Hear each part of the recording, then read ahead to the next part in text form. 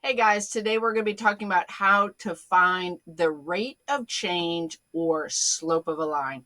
The good news is you've done this already, so this is really just a quick review.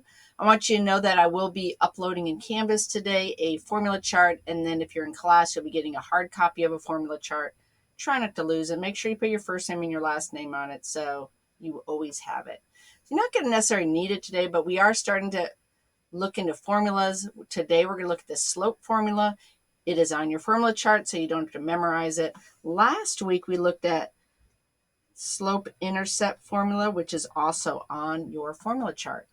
And so today we're going to be talking about slope, which is signified by the m. In fact, if you look at this formula here that we'll be introducing, there it is again. And so the m is just the change in y, which is the up and down, over the change in x. So how do you find that, whether you're looking at an equation, a graph, a table, or just ordered pairs? So if you look at the equation, it's pretty easy. If you know where the m is located, you can see that m equals what? That is correct. It equals 5.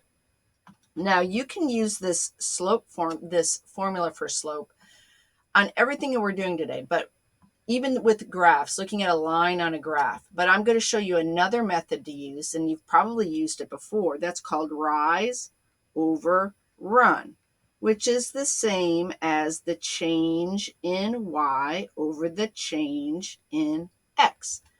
The problem with this method is you have to pay attention whether it's a positive or a negative slope.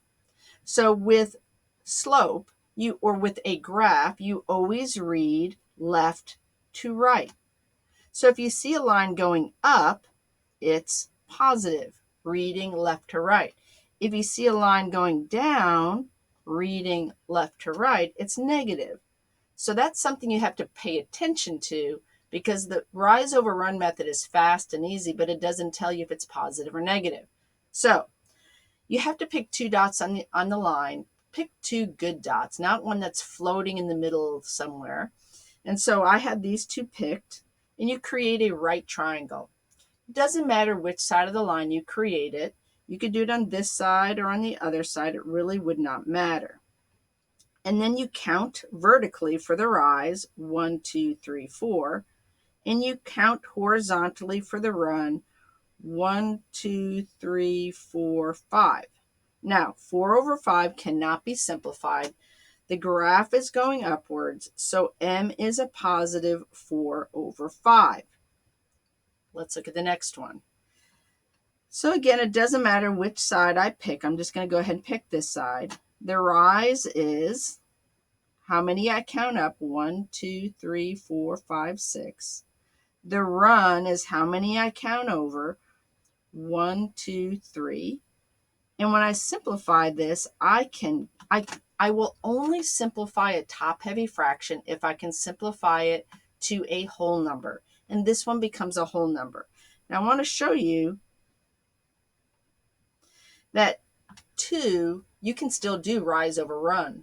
But if you have a top-heavy fraction like 5 over 4, you want to just leave it as 5 over 4 and not simplify it to 1.25, because you lose your rise and your run. With a whole number, you still have your rise and your run. Because if I go backwards once, I can see that my rise is 1. My rise is 2 and my run is 1. Watch this. 1, 2, 1. 1, 2, 1. 1, 2, 1. So 2 over 1 is still there. Okay? We're going to skip that one for time, and we're going to look at what happens when I have a horizontal line. So you could pick 2 points, which we'll do that later and see how it works. But in this situation, there's no rise, and there's 1, 2, 3, 4. There's 4 is my run. Now, you know something about fractions. 0 over 4 is a real fraction. The denominator tells us how many parts, and the numerator makes a whole, and the numerator tells us how many parts we have. So you can have a pizza cut up into 4 pieces and have 0 pieces. It just means that you get 0 pizza, or in this situation, it's called 0 slope. For a vertical line, the rise here is 1, 2, 3, 4, 5, 6. The run is 0. Whoops. The run is 0. Now, a true fraction, you can't have 6 parts of nothing. So it's not a real fraction. So in the world of slope, we call this slope undefined slope. So you want to remember those two. They're important ones. All right, what if I'm just giving ordered pairs? It's super important for you to name those ordered pairs. And I'm going to go ahead and call this the first x and the first y, and this the second x and the second y. It doesn't matter which one you pick for the first and the second. It really will all work out in the end. So now I'm going to use this slope formula, which is y2 minus y1, x2 minus x1. And I'm going to substitute all these numbers into the formula. So I have negative 3 minus 8, 1 minus 2, 8, 9, 10, 11, and negative 1. Negative 11 over negative 1 is a positive 11, so my slope is 11. Let's go to the next one. Again, here we have a situation where we have the same x's here, and this one I erased it, but we have the same y's. If you had the same y's, let's just go ahead and see what happens. X2, whoops, I'll call it x1, y1. It wouldn't have mattered. I'm not quite sure why I scribbled that out. It really doesn't matter which one you call your 2's and which ones you call your 1's. And I do the formula y2 minus y1, x2 minus x1.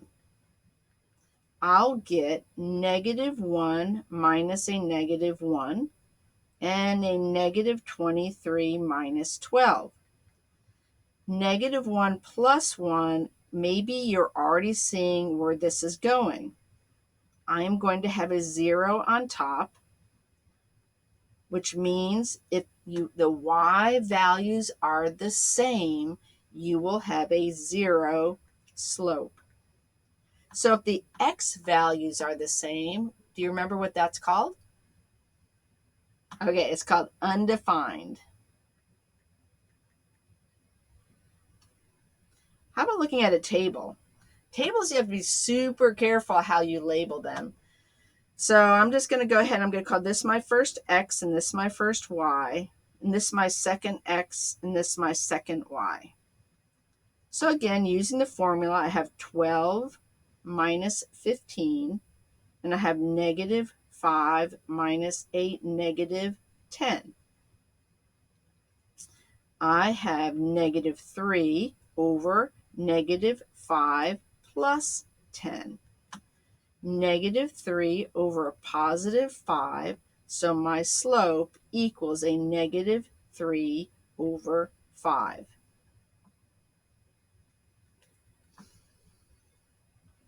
Okay, let's look at the next one. All right, this one, pay close attention. I'm only going to do it one time. So I'm going to start with the formula. This one's the trickiest one because you have a missing value, but they give you the slope. We've been finding a slope, finding this slope, finding this slope. Now I have the slope, but I have one of my coordinates are missing. So I'm going to start with the formula. And then I'm going to name x1, y1, x2, y2. Again, it doesn't matter which ones are your 1's or your 2's. Now I'm going to substitute everything they gave me into this problem. M is 1/3. Let me move this up a little bit. Then my y2 is r. My y1 is 4. My x2 is negative 5. My x1 is 1. So now I have 1/3 equals r minus 4 over a negative 6. Okay, starting to look like some of the stuff we've done. We need to clear this fraction. So I'm going to go ahead and get rid of the negative 6 by multiplying both sides by negative 6. So this side ends up being negative 6 over 3, and this side ends up being r minus 4. Now, negative 6 over 3, I can simplify, which is what, again, we're clearing the fractions. So I have a negative 2 equals r minus 4. Now I'm going to solve like I would solve a one-step equation. So r equals 2. Now, please write that all down. And if you need to refer back to or watch me do it again, hit the rewind button. But you will be responsible for doing some problems like that. It's probably the hairiest one of them all. But again, if you follow the formula, if you follow the steps, if you label anything, you can get through it. Good luck, and I'll see you later.